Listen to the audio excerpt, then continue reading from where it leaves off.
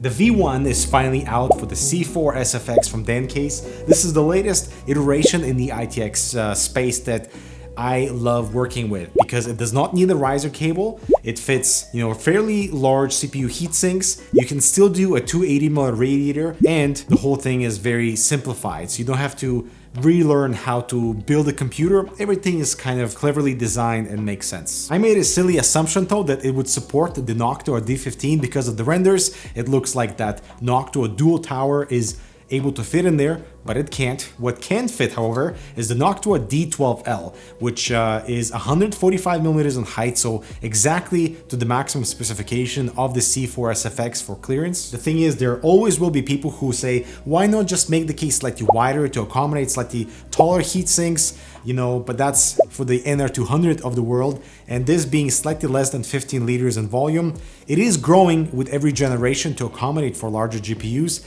but that's the nature of the world we live in. And all the expansion of the hardware and size, Price-wise, it's above 200 euros, around $235 US, which is steep, but that's the nature of ITX space. Build quality here is phenomenal. Aluminum and steel, everything feels like it's part of the frame, nothing is rattling. The side panels are easily removable with the Lee push pins, so everything is toolless in terms of assembly, or more so disassembly of the panels from the frame. You can tell this is a Lee production because of all the ventilation patterns on the top and both side panels that is consistent, and that high performance ventilation metal mesh that will allow dust to get it through, so definitely clean this thing once in a while. I find the case feet absolutely hilarious. So they are entirely rubber, and they can be removed with 18 screws or so, but it does give you nice elevation while also allowing that airflow to get through for any bottom intake. More so for that negative intake pressure from whatever other fans you have inside the case. I will say the design is a little bland, not a single logo in the enclosure, so both a positive and a negative, but maybe at least a Dan case somewhere in the back, like we've seen from their previous Dan cases. But of course, putting it in a setup, it blends in beautifully because of how simple the enclosure is. The I/O is also very simple, just a power button and a USB-C port. Perhaps too simple, but it does limit cable management for the interior. Nice. I mean, this new fan is something else, with regular and reverse models available to create that clean look without compromising the airflow direction. Like these bottom fans are set to intake, but look like the rest of the fans on the enclosure. It's brilliant. They cleverly daisy chain with snap-on bridges, and all these bits cover up the uglies, so you never have to worry about the looks or the cable management, as it's just one cable. This is what the premium Dirge 30mm performance fan should look like, the new Fantix D30. So specs wise, of course, an ITX motherboard, CPU coolers up to 145mm, SFX or SFXL power supplies, but more cable work with SFXL. The GPU chamber is right above, so no longer do we have the sandwich style ITX enclosure, and that means no need for a riser cable, and that for me is a huge positive.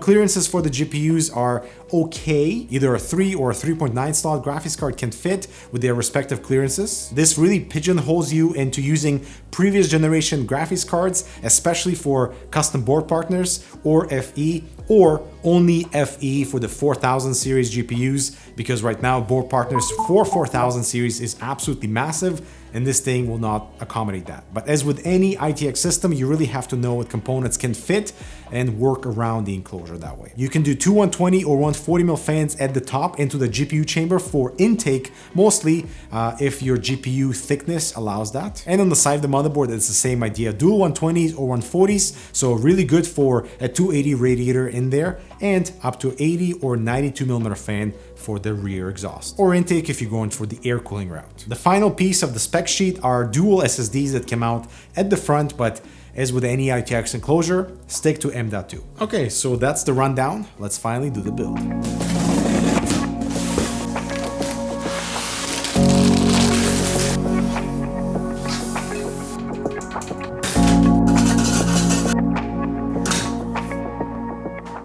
Overall, this was a 2 thumbs up type of experience with the C4-SFX. You know, when you're working with screws, they're flathead for anything that is internal, and all are regular screws, anything that requires for external mounting for all the panels, etc. So that's an easy distinction. A few tips for along the way. Make sure the power supply cable is plugged into the power supply before inserting the whole thing inside the frame, because there's no room underneath it.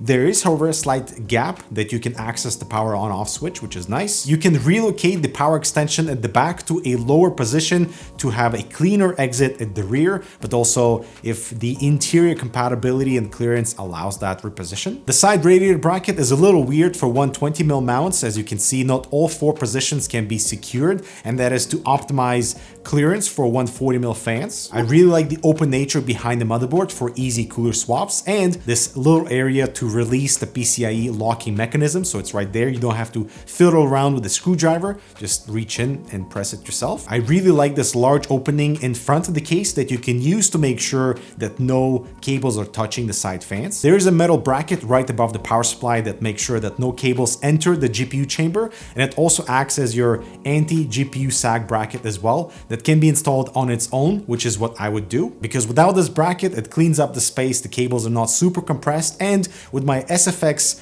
power supply in the lowest position, there's still plenty of room above, and the cables are not touching the graphics card. For standard PCIe cables, there's a cutout underneath, so everything can exit cleanly, and if you're using the 12-volt high power cables, then case recommends that you route that through the top of the case. And as for clearance above the GPU, so with my standard dual slot configuration, we have about 40mm of clearance right above the GPU, so standard 25mm fans should fit there without any issues, and you can actually install them without removing the GPU. But inserting anything larger like my Strix 3080 grants us 22mm of clearance. So not suitable for standard fans, but slim 15mm fans should fit there no problem and will definitely aid with cooling. And honestly, this thing surprised me at how excellent the cooling is. So if you are after solid GPU temps, this definitely wins the game with an AIO, since those fans are set to exhaust and it immediately removes all that heat, while the airflow route with a fantastic D12L is not that far off, especially since the fan on the cooler is also set to intake